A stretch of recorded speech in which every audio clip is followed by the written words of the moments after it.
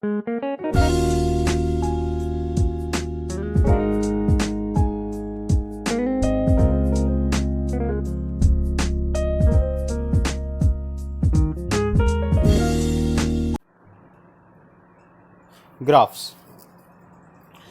As you know, in the graphs there are having two axes. This is x-axis and this will be a y-axis. In physics, in a graph we will calculate two values. If it is a slope, if this is a line which is been representing on a graph, from this line we have to calculate two objectives. Number one is the slope and number second is the area covered by the 2 points. Suppose this is A and this is B. So A point is considered as x1 y1, B point is considered as x2 y2, x2 y2. Now slope means change in y-axis upon change in x-axis. It means it is y2 minus y1 upon x2 minus x1. That will represent the slope. That will represent slope. Now, if we have to find the area, suppose it has been taken up till here. From here the perpendicular is being dropped and it meet at C. So area means area of triangle BCO. So it will be represented by half base into height.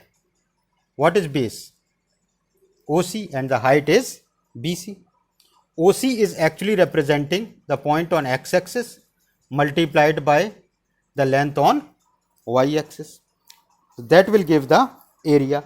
So in a graph we have to calculate the slope. From the slope we have to find out the resultant, and from the area. So there are three types of graphs which we have to study. Number one is a displacement time graph. Displacement time graph. Number second is the velocity time graph, and number third is acceleration time graph. There are three types of graphs: displacement time graph, velocity time graph, and acceleration time graph. Displacement time graph means when the displacement is on y-axis and time is on x-axis. Is this clear? So what it will represent? A stationary position. This is stationary. In a displacement time graph, what it is representing? It is representing a stationary body. When the body is not changing its position with respect to the time, it remains same. So it is called as stationary. It is called as stationary. In a second displacement time graph, this is displacement and this is time. If it is represented in a straight line, if you take 2 points over here on this graph, this is A and this is B, so it will be taken as slope. Slope is change in y-axis upon change in x-axis. Change in y-axis means change in displacement, because y-axis is represented by displacement, x-axis is represented by time. So displacement upon time is called as velocity. So the slope here in this displacement time graph is actually representing the velocity. And which velocity? Uniform velocity. What it is representing? Uniform velocity, because it is covering a equal displacement in an equal interval of time, because it is a straight line. It is a straight line. In a next graph, if it is curve, So again, if we find the slope, slope is again representing the velocity, but it is curve, so it will represent a non-uniform velocity, yani variable velocity. It is called as variable velocity. So these are the three graphs which we have to study in a displacement time graph. A line which is parallel to x-axis, line which is parallel to x-axis,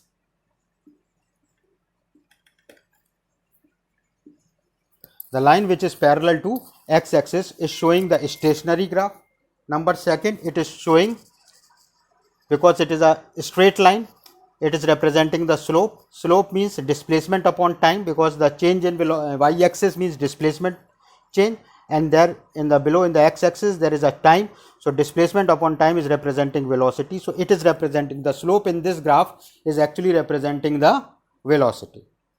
So and which velocity? Uniform velocity, because it is a straight line, and in this case it is curved. So it is representing a, what does it represent?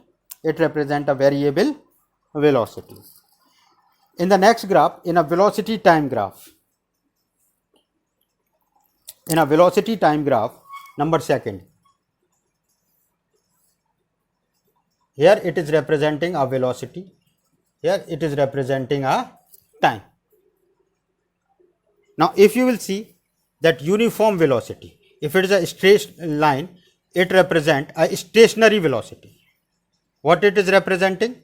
A stationary velocity. Stationary velocity means there is no change. There is no change.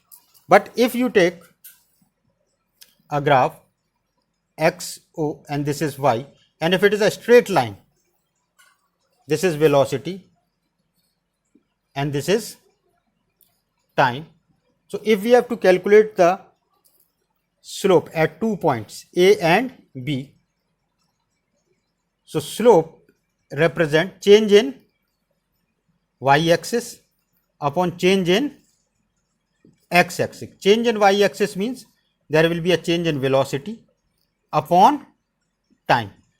So the slope, velocity upon time, is representing the acceleration. What it is representing? Acceleration. And which type of acceleration? Uniform acceleration. What it is representing?